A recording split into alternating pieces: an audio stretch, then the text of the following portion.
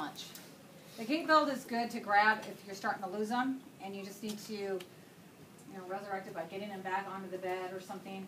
But you've probably figured out that hanging onto their pelvis is really a better handhold than hanging onto the gait belt. And usually, you guys are fit, so your gait belts stay on your waist, but our patients' gait belts usually end up here.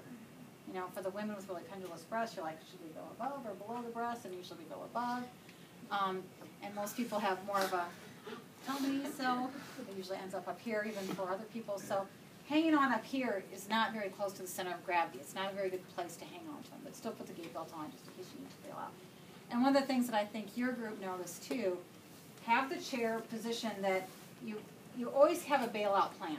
Like you're picturing like how the transfer is going to go well, and you're picturing like how you could bail out of it if it goes badly.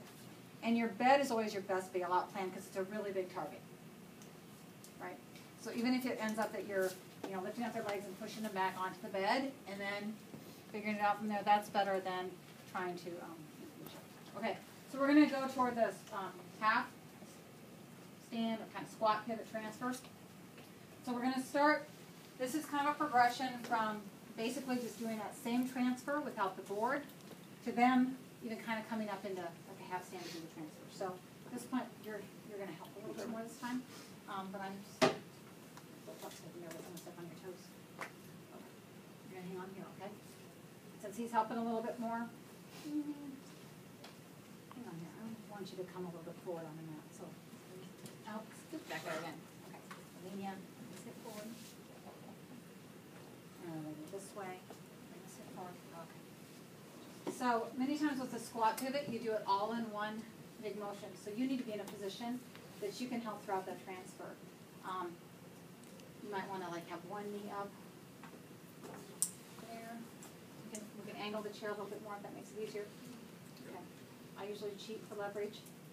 Put my knee either against his knee or against the bed. Just gives me more leverage. Jimmy, pull it here. You can hang on there. That's comfortable. But again, I'm going to help you a little bit, so I'm going to have you lean forward and look over here. Okay, ready? 1, 2, 3. How much were you helping? Not much. My 50, hand, 50? Yeah, my hand felt weird there. If a patient, this I didn't tell you what to do either. I didn't, go back here. Do it again. I didn't tell you what to do. I don't like to have them reach all the way over here unless they're doing most of it. Because if I do that, they're kind of fighting me on trying to unweight him. And I didn't cue you. That was my fault. So I should have cued him. I'm going to have you push up from here. And then you need to either watch that hand or just take that hand out of the picture. Because patients, a lot of patients, if you give them that hand to hang on to, they like to have the death grip and they will not let go of it. So I either need to cue him and tell him what to do with that hand or just take it out of the picture. So let's try that again. Okay, I'm going to have you push up from here, but I'm going to the chair, okay? So once you're up, let go of that mat, okay? Okay. Okay. 1, 2, 3, up. I didn't feel like I dropped my hips very much, but we got in there. Okay. Going back. No, stay up. Okay. Put this hand up here if you wanted. Push up from there. Just doing that for leverage. I'm not really blocking this hand, I'm just doing that for my own leverage. I'm going to have you scoot forward a little bit. Now.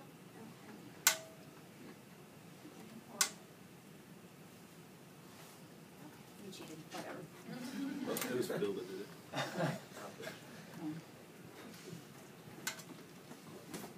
And he helped probably half.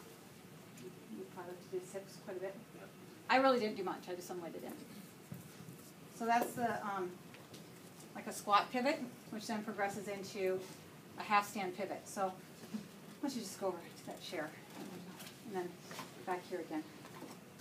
And back there. So if you actually have to go from one surface to another, this is what you do. You don't stand up, take steps, and then sit down, right? Right. Because we are physiologically lazy. So if you're actually going to do this, you're going to just do you're just going to lift your butt up and swing around. So that's what you call like a half stand transfer. The biggest part of this transfer is someone's progressing then from that squat, so sliding forward, squat pivot to this. is to get out of their way. Do that again. Look at how flexed people get to do this. So you got to get out of the way. So you can do this transfer with 2 people assist. Again, I would pick to have that person on that side, and I would be helping here. He's got to be able to do his arms more. And at this point, I might actually find that using the gate belt is kind of my best leverage because I can't be as close to him. I kind of have to let him come up on his legs. So I'm just going to have a nice wide base. I'm going to have you push from here. And once you're up, reach for the chair. And you can hang on to the gate belt and just be ready to guide his hips over. Ready? 1, 2, 3. Back. 1, 2, 3. Up.